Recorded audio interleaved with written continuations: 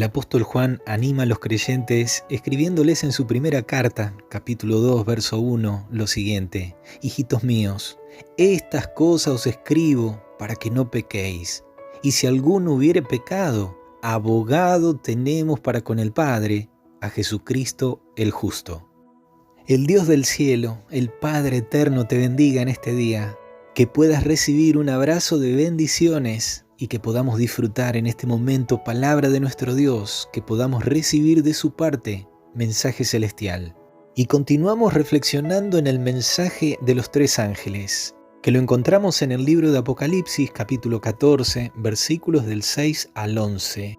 Y aún estamos analizando el primero de esos tres mensajes, este mensaje de amonestación, de advertencia, pero también es un llamado de Dios a su pueblo a volverse a Él de todo corazón.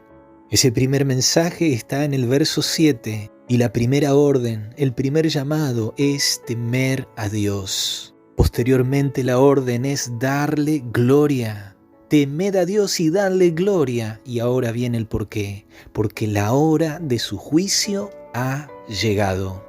Y de esta manera podemos ver de que este pueblo de Dios final, representado, simbolizado por estos ángeles que van en medio del cielo a gran voz proclamando el evangelio eterno a toda nación, tribu, lengua y pueblo, lo cual significa que si se predica un mensaje, si se predica el evangelio, es porque aún el tiempo de gracia no se ha cerrado, no se ha terminado y claramente aún Jesús no ha venido a la tierra.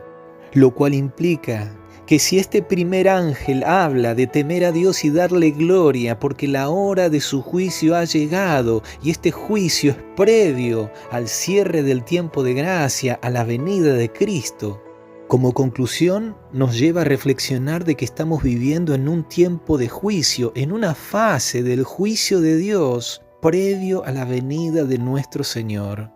Queda claro que posterior a la venida de Jesús habrá un juicio de ejecución, un juicio de sentencia. Jesús vendrá para pagar a cada uno conforme a sus obras. Pero no obstante hay una primera etapa del juicio de Dios que antecede a su venida.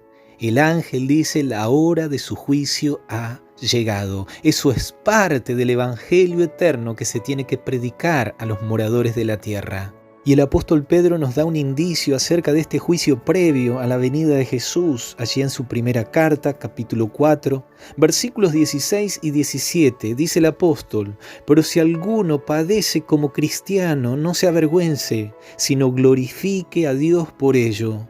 Porque es tiempo de que el juicio comience por la casa de Dios. Y si primero comienza por nosotros, ¿cuál será el fin de aquellos que no obedecen al Evangelio de Dios? Aquí vemos de manera explícita que el apóstol Pedro dice que mientras los cristianos padecen, aún en este mundo, sufren pruebas y tentaciones como seguidores de Cristo, y él lo relaciona diciendo que es el tiempo de que el juicio comience por la casa de Dios. Él está atribuyendo el juicio solamente para los creyentes, para aquellos que en este mundo padecen pruebas y tentaciones, atraviesan luchas y crisis. Esta primera etapa del juicio que antecede al cierre del tiempo de gracia y a la venida de Cristo es exclusivo para la casa de Dios, para aquellos que han hecho profesión de fe, de ser seguidores de Cristo Jesús. Y aún el apóstol pregunta en el verso 17, si el juicio comienza por la casa de Dios, ¿cuál será el fin de aquellos que no obedecen al Evangelio? Ese mismo Evangelio eterno que está predicando el primer ángel de Apocalipsis 14 a los moradores de la tierra.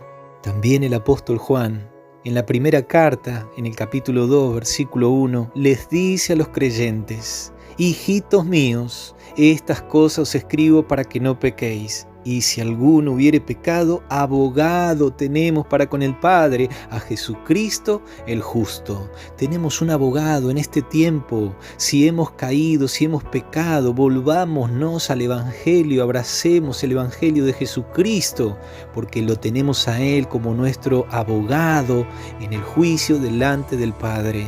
Esta etapa del juicio Es una etapa de oportunidades porque aún nuestro Jesús es nuestro abogado intercesor. Recuerda, mi querido amigo, mi querido hermano, en este tiempo de juicio tú tienes un abogado que te defiende, aquel que te representa delante del juez eterno para presentar tu causa y para que tú seas justificado por su gracia.